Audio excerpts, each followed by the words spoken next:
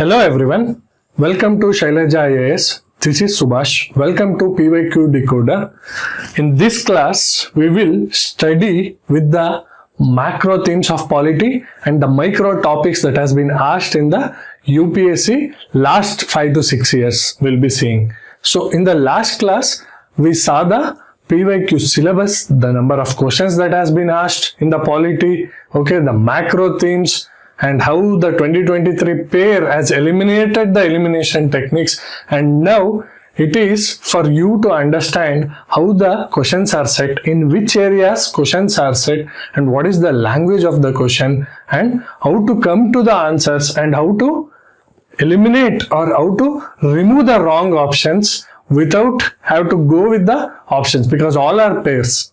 So without relying on the options, how to get the answer is the key now. For that, you have to have the microscopic understanding of where the questions are coming from, which we saw in the last class, and which are the specific topics and how the language of the UPSC question paper is set. So let's carry on. So in this class, we'll take the first theme or the first unit, which includes constitutional foundation, the philosophy of the constitution, the historical evolution and the historical acts, which are the British acts.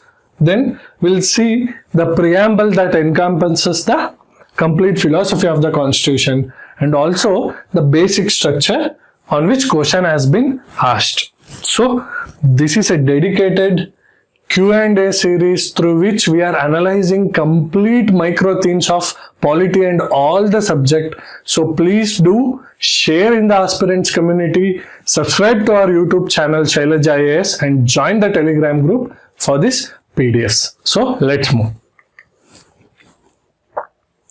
So the first question asked was provisional precedent. So what is happening is UPSC is asking the questions based on polity before independence and polity after independence, which is also the part of mains topic, right? Polity or political evolution after independence, the questions are coming from that. And if you follow any standard book, there are basic historical underpinnings and historical acts has been given, but the political evolution part you will study in the mains topics, that is polity after independence. So question is the provisional president. We'll see now. Who was the provisional president of the Constituent Assembly before Dr. Rajendra Prasad took formally? One is Rajagopalachari, Dr. B.R. Ambedkar, T.T. Krishnamachari, and Dr. Sachchidananda Sinha. This is purely factual, purely basic. If you know, you can answer. If you don't know, there is no elimination or there is no statements given to eliminate. Always understand, the more lengthier the question is, the more examiner is giving you hint, or you will be able to decipher to get into the answer. Very short questions are like hit or miss. If you know, you will know. If you don't know, you will not be able to answer the question. The right answer here is Dr. Sachchidananda Sinha. Okay. Following the French practice to temporarily, make the president, it's a not elected one, but temporary president. Following the French practice, what we will do here? We will elect the oldest member of the parliament, or the elected person in the assembly. Oldest member will be a pro-term speaker. How he is like that? Pro-temporary Constituent Assembly president was elected was Dr. Sachchidananda Sinha. It was asked in UPSC 2024. Historical facts after independence or in that independent era where Constituent Assembly was there and Constitution was being framed. Very important micro theme where 1 or 2 question is coming every year. So next, again the historical underpinnings or the evolution of India along with the British government and the acts that played there. The important act, one of the important act, which is Government of India Act 1935. Okay, there are Regulating Act, Pitt's India Act, 1813 Act, 1833 Charter Act, Montego-Morley Reforms Act, then Chelmsford Reforms Act, 1909, 1919, 1935 Act, 1947 Act, 1857, after the war the act came, Lord Canning was the viceroy, right? All these are important acts where question can come from. So, we'll start. Government of India Act 1935. Consider the following statements. It provided All India Federation of British Province and Princely States. Right? If you have read, you know that it is All India Federation of British Provinces and Princely State. Next, defense and foreign affairs were kept under the control of Federal Legislature.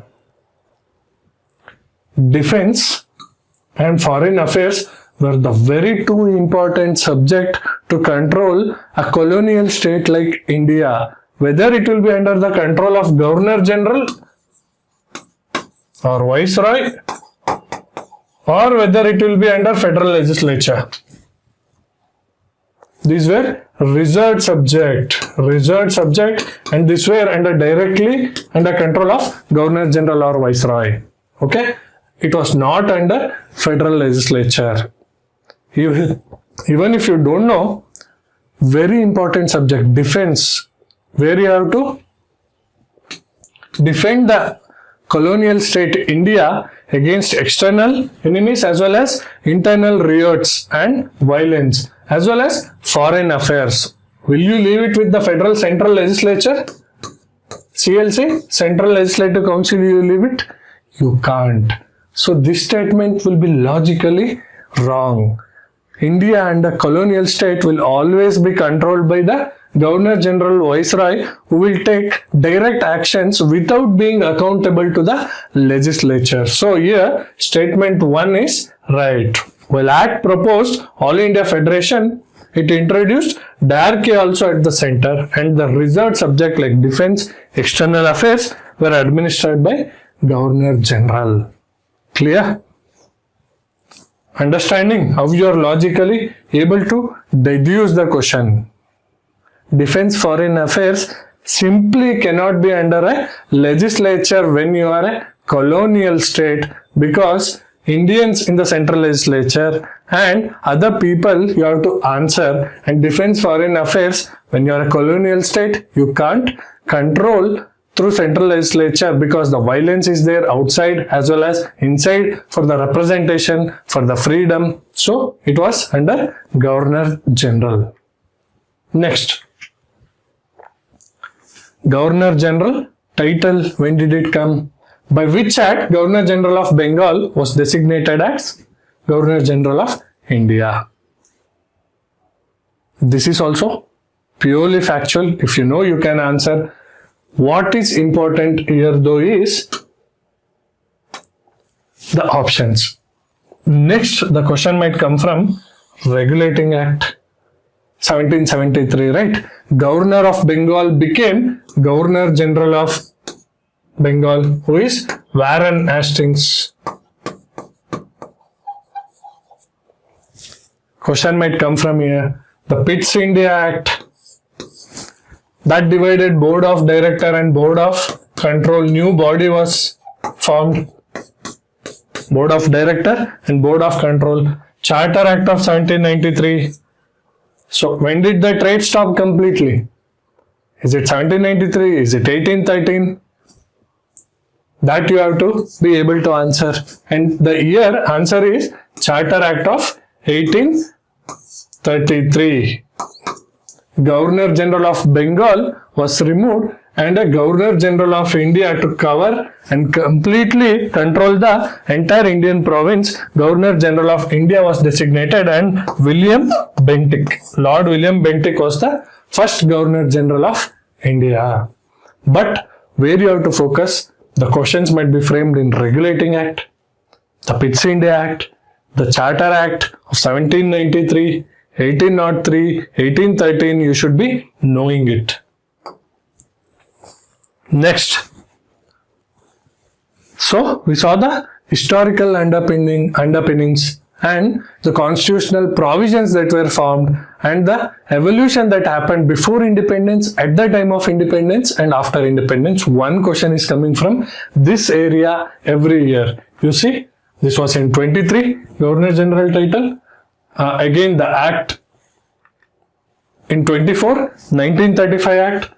In 24, the Provisional President of the Constituent Assembly. So, in the last 3 years, 3 questions have come from the historical underpinnings. Next question is the philosophy of the Constitution of India and the important themes around the philosophy. It might be preamble, it might be few of the concepts like equality, liberty, justice, freedom of speech. All these are very, very important concepts or the fundamental blocks that built Indian Constitution, and one question is asked every year in the prelims with this. You can't predict questions directly. You might read 1000 pages of current affairs, 4-5 standard books. You can't predict question. It's not a exam of 10th or 12th or board exams where you can, or engineering where you predict the same question again and again. But the theme will be predicted and you should be able to understand each question, the statement, how questions have been framed, the options. By logically deducing, by logically eliminating the statements, you will be able to get to the right solution. So we'll see the statement now. Statement 1, Constitution Day is celebrated on 26th November every year to promote values. If you have studied Preamble, on 26th day of November 1949, we do hereby adopt, enact and give to ourselves this Constitution as been mentioned.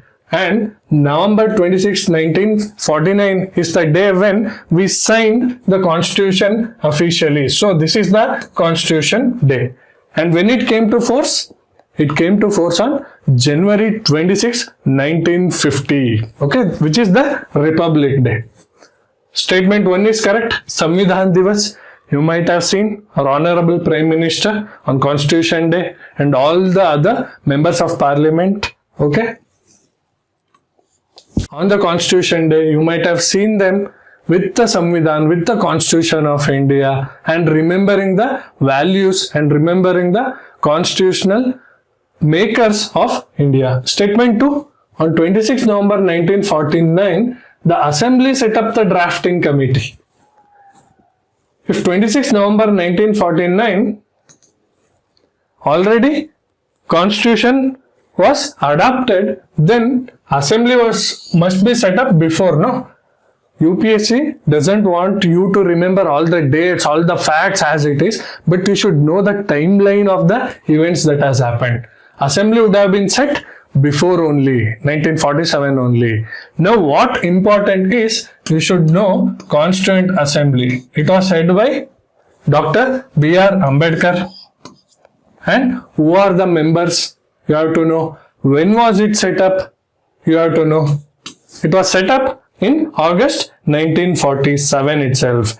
And so after 2-3 revisions, November 26, 1949, it was adopted. Almost 2 years, 11 months and some days, it was adopted on November 26, 1949. So statement 2 is wrong. It was not set up at 1949, but already it was set up in 1947 and Constitution was framed and it was adopted on November 26, 1949. This is, both statements are arriving from Preamble. Preamble ka last line, we do hereby adapt, enact and give to ourselves this Constitution on 26 November 1949. So, statement 1 is correct, statement 2 is incorrect. Clear? how you study and how UPSC asks question based on what you have studied. The 2 lines of preamble is framed into one question. Clear? We'll see the next question. Again the philosophy. This was in 23. Again 23 question. Which one of the following statements best reflects the chief purpose of the Constitution? The chief purpose of Constitution. It determines the objective for making necessary laws. Yeah, one of the purpose. It enables the creation of political offices and government. Yeah, legislature, executive, judiciary, UPSC, Attorney General, CAG, Controller and Auditor General. It defines and limits the power of government. Yes. It secures social justice, equality and security. Constitution has various purposes, but the chief purpose of the Constitution is to limit the power of government and to ensure there is no absolute power given to any one authority. It defines and limits the power of government. How it limits? You should be able to link the topic with other topics. How UPSC asks question is, if it is ordinance, ordinance will be linked to fundamental rights. It will be linked to the Supreme Court judgments. It will be linked to the philosophy of the Constitution. So you have to know how UPSC is asking the question, how it is linking each other micro topics as well as macro topics. It defines and limits the power of the government. It has been asked in 23, I think it has been asked in 21, I think it has been asked in 2000s, 3-4 times it has been asked in the UPSC Prelims. What is the chief purpose of the Constitution? To limit the power of the government, to ensure there is no absolute power to one authority, that is one government, which is executive, the government. Next, again philosophy and political theory. Which of the following best defines the term state in political science? This was asked in 2021. State. Community permanently occupying territory independent of external control with an organized government. Politically organized people possessing authority to govern, protect rights and maintain order. Number of persons living in territory for a long time with own culture and traditions. Society living in territory with central authority, executive responsible to it and independent judiciary. So what is a state? State is population having a definite territory, having a organized government. This is population, territory and a organized government.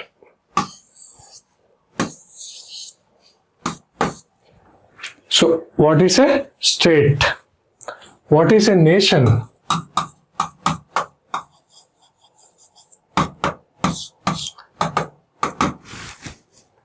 What is a government? What is a country? You should have clarity on all these terms, which are the basics of political theory or polity. Nation, people having own belief, faith, culture, having a common identity forms nation.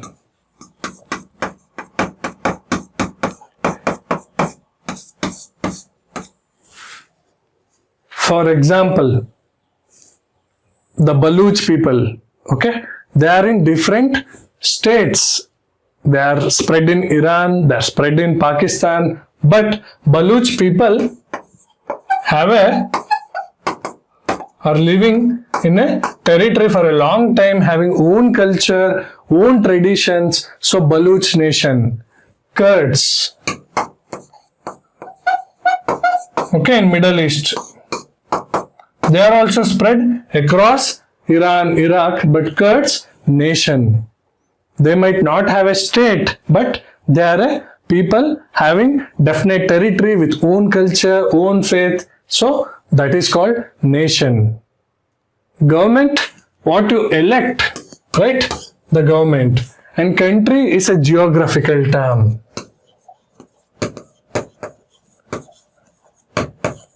Geographical term. Showcasing the region and to pinpoint like GPS where it is. To showcase the or tell the boundaries of where, from where it exists to till where. So for example, Narmada from Krishna in the north to Kaveri in the south is a region of our state or of country. We can say it is covered by Indian Ocean, Arabian Sea and Bay of Bengal. It will show the geographical boundary is told by country. So these are the concepts you have to have clarity on in the political theory or in the philosophy of the Constitution, where the analytical concept should be clear, the underlying themes should be very much clear. Next, again philosophy 21. By definition, what does constitutional government means? A representative government, a system where the head enjoys real power, a system where head enjoys nominal power, a government limited by the terms of Constitution. Already the chief purpose of Constitution was asked in 23. In 21, what does constitutional government means? It means a government limited by the terms of Constitution. That means Constitution is, that is Constitution of India is supreme. And Constitution will ensure that is no single entity have absolute power or autocratic or autocracy. A government limited by Constitution is formed constitutional government. Understood? A system where head enjoys real powers. A representative government. A system where the head enjoys nominal powers. This is parliamentary form of government, right? The head of the state enjoys nominal powers, who is president. A system where head of the state enjoys real powers, presidential form of government, which is America. The question might come, a system where the head of the state enjoys the real powers is presidential government. Okay, parliamentary form of government, mixed form of government might be the next question how UPSC might frame. So the options will give you what kind of statements UPSC is framing and what things it is asking. So this is very important. It is not taught through classes by just classes. It's like you watching others riding a vehicle and you thinking I can ride without learning, without able to balance, as I told in last class. So you have to solve each question. You have to go through the options. This is an eye-opener for you guys to understand that UPSC PYQs themes are very important and you can do focused study, focused areas you can study, revise there and understand the language. And when you don't know exactly also, you should be able to decode through the language and eliminate the options and see how UPSC is setting the wrong options. Next, liberty. Which factor constitutes the best safeguard of liberty in a liberal democracy? Best safeguard of liberty. Liberty means freedom. Okay, freedom to do what you want. There is positive liberty. There is negative liberty. All these are political philosophy and theory which you have to understand. So there is positive liberty and negative liberty. Negative liberty is to control the excess of authority on its people. Here, positive liberty is to push government to good things and to have a welfare state, right? Or DPSP ensures that the government follows the path of welfare state. To enable citizens to live at their best is positive liberty. Negative liberty is to control the excess of government, to have that unbridled authority, that should be avoided. That is negative liberty. Which factor constitutes the best safeguard of liberty in liberal democracy? Is it a committed judiciary? No. Committed judiciary is never good for a liberal democracy. Judiciary should be free, independent, accessible and fair. Where does this come from? This comes from the power of separation of. The powers is separated. Right? This is the philosophy. So answer will be separation of powers. We need a committed bureaucracy, not a committed judiciary. Sorry.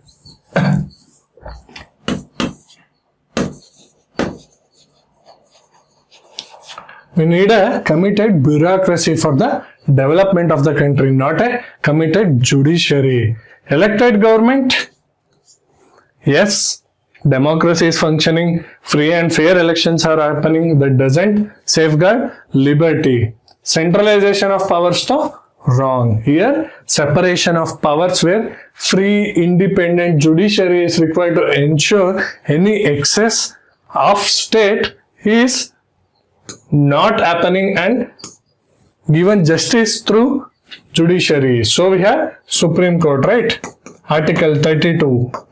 See how you can deduce. And Article 13. Any law that abridges fundamental rights or try to take away should be considered null and void under Article 13. It comes from separation of powers. Article 32, writs jurisdiction. If your fundamental rights are violated, a citizen can directly go to Supreme Court to ensure that his fundamental rights are reinstated and the excess of government is controlled through independent and fair judiciary, or the liberty is ensured through separation of powers. Clear? Next, the preamble. See how the things are linked. The preamble showcases all the philosophy of the constitution, the political doctrines of the constitution, and the questions are revolving around it. What is the legal status of the preamble to the Constitution of India? A part but has no legal effect. Not a part of the Constitution. A part and has same effect as any other. A part but has no legal effect independent of other parts of the Constitution. In hurry, what we will do? A part. Okay, a part but has no legal effect. Oh, a part of the Constitution. Yes, I have seen Supreme Court judgment and I know it is a part of the Constitution. Tuck you will put. But you have to read all the options. A part, yes. It has no legal effect. Independently, yes. But with other parts, with fundamental rights, with fundamental duties, with DPSPs, preamble's principle can be catered upon here. A part but has no legal effect independently. Here UPSC is not trying to ask you the facts or what to remember, but how much nice or good you will be able to interpret what you have read, how much analytically you are understanding the concepts of polity. So as per Keshavananda Bharati case, it's a part of the constitution but non-justiciable.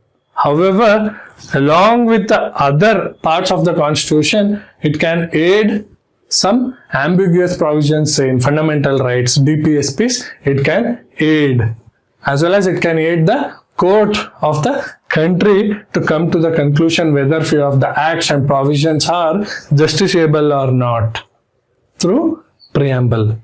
Clear? Next, basic structure. The preamble was modified, amended, right? How many times it was amended? And in that amendment, what came? Keshavananda Bharati case, right? It told preamble is a part of constitution and not justiciable. However, with the other provisions, it can aid. It can aid for the interpretation of acts and provisions of other parts of constitution.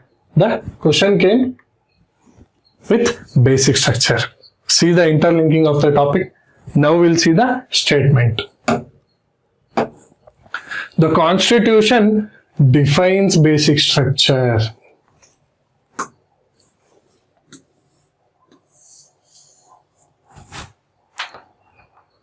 Innumerable terms are there, and you should know which are the terms defined definitely in the Constitution. For example, like Article 12, it defines state. What is state? And as a student of polity, you know basic structure was a judicially born concept in Keshavananda Bharati case. You see the last question, same year 2020, Keshavananda Bharati case, based upon that whether preamble is part or not question was asked. The same question with same thing asked on the basic structure. Obviously, Constitution has many terms mentioned, but it is not defined at all. Many of the terms are not defined in the Constitution. It will be defined in the acts or in the rule book. So I have to be very wary of the things when it says define. Unless you are definitely sure that it defines, the statement will normally be wrong. And basic structure doctrine was born in Keshavananda Bharati case. So it is not defined or not mentioned in the original Constitution. So this statement will be wrong. The Constitution provides for judicial review to safeguard liberties.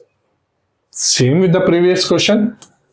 Article 13, Article 32 and 226 are some of the provisions which provide for judicial review of the acts of executive as well as legislature and to safeguard individual liberties. So, yes, statement 2 is wrong. Therefore, 1 is wrong, 2 is right. Answer is option 2. It's not about getting what is right, what is wrong, how much marks you got in PYQ. It's about understanding each statement, understanding the concepts, how he is linking, understanding the themes. You see, last question, the preamble, Keshavananda Bharati case, it also gave rise to the basic structure doctrine. Here, whether it's a part or not, and when it is a part, what is, you can easily answer that one. It's a part but has no legal effect independently. If it has legal effect based on, it is aiding the court and the government to implement, say, fundamental rights, DPSP's fundamental duties, then it can aid. Okay, preamble can aid. That concept is linked here also. Constitution provides for judicial review to safeguard liberties. Right? This concept about liberty has been asked in 22, 23. And how does Constitutional provide? Under Article 13, Article 32, Article 226. So, we say Supreme Court is the guardian of Constitution of India. This question was asked in 2020 or 21. So all the themes are revolving again and again with respect to philosophy, basic structure, political theory and concepts, historical underpinnings is a different topic. But here, philosophy, political theory, the basic structure and terms and concepts are revolving again and again. This should be clear. Next, Gandhism and Marxism. What is the common agreement between Gandhism and Marxism? There is communism, there is capitalism, and there is democratic socialism. India followed path of democracy as well as good features of communism, which is socialism. So we followed democratic socialism, which we got from Gandhian ideologies. Right?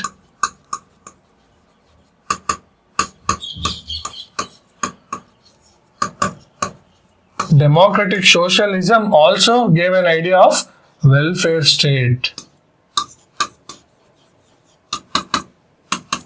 Marxism was purely communism, right? Again, political theory, political philosophy, every year question has been coming. What is the common agreement between both Gandhi and Marxism? The final goal of a stateless society. Class struggle as the engine of history. That is pure Marxism. This is not.